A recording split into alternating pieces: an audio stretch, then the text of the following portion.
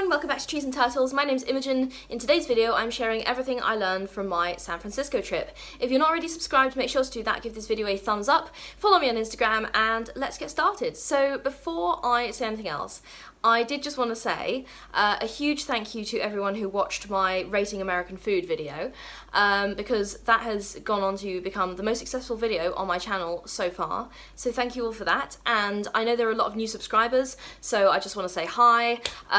It's great to have you here, and without further ado, let's get into the video. Okay, so these things are in no particular order. This is just things I learned from my San Francisco trip that I wanted to share. Right, number one, cash is more important in America than I realised. So, like, back home in the UK, where I am now, I got used to paying contactless with my card for everything, and obviously, like, there are a lot of card facilities, like, obviously, like, paying with card is very, very widespread. Contactless is not very widespread in the US, even though paying by card is, and cash is, like, way, way, way more important and emphasised. A lot of places I noticed were, like, cash only, obviously not the majority, but yeah, a lot of places were cash only, and that was quite surprising. But yeah, I mean, obviously I brought like more than enough cash, but I just didn't think I would need it. Does that make sense? I don't know. So yeah, it was a lot less universal, cash was widely expected, so I guess that was interesting.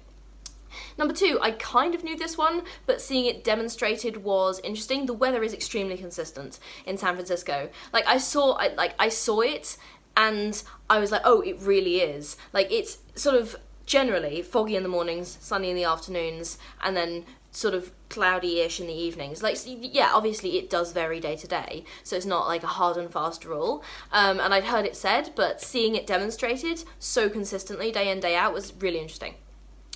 Another point about the weather, and I suppose I should have expected this because obviously the fog clears away every day, but it is so much more windy than I expected. Like, I don't feel like this is talked about enough, or maybe I'm just not in the right circles to hear about it, but yeah, San Francisco was so windy, and I mean, like, there's nothing wrong with that. It was just something that surprised me. Number four, people are very confident and friendly. I actually got asked out quite a lot, but I always felt safe, so enormous shout out to everyone for being so cool. And they were like very respectful and always cool when I like turned them down or whatever, and people were very friendly outside of that in general. Like people seemed very open to like talking or helping out or like giving directions and stuff. I mean, I had a Maps app, so I didn't really need directions, but anyway, people were very confident and friendly, and that was really nice. In-N-Out is a huge hidden gem. I talked about In-N-Out in my Rating American Food video, but I really liked it, and I'm not even like that big of a like hamburger type person, so I was really impressed by it. Navigating is so easy because of the urban grid system. When I was walking, I'd have to make like 2 or 3 turns in half an hour to get where I needed to go, and that was amazing because in the UK, roads are not generally straight. Like roads curve and it's not predictable, like it is not a grid basically. So it was so easy to navigate in San Francisco, and honestly, I'm gonna miss that so much. Some things are oddly expensive, but other things are weirdly cheap. So I feel like there kind of isn't a middle ground. Either it's like a food truck with seafood rolls for like $24 plus tip, or it's like going to multiple science and history museums completely for free and being driven around a national park in a free shuttle. And those two extremes were kind of had my head spinning a little bit. I was like, which one is it? But it's both. The landscape, geology and nature were absolutely stunning. Now, I've mentioned this in other videos, but I am a huge like nerd about nature. My degree was in geography, so I obviously wanted to experience as much of the like San Francisco landscape as I possibly could, and they're absolutely stunning. Loved it. I went a lot of walks in nature just to spend time outdoors. This was honestly one of the best parts of my San Francisco trip. Like, I just go outside and be like, wow, this is so good. Each of the neighbourhoods feels like a separate city because they all have their own like unique culture and microclimate, so depending on where you go, you'll have like a variety of completely different experiences, and you can have like a variety of completely different experiences within one afternoon as well, which is something that I thought was really cool, because if you want to change the scenery, you've got to walk like 4 blocks. I'm probably a little bit more than 4 blocks, but you get my idea. This next point is less about San Francisco and more about long-haul flights, because this was the first like long-haul flight that I'd taken. It was 10 hours each way, roughly.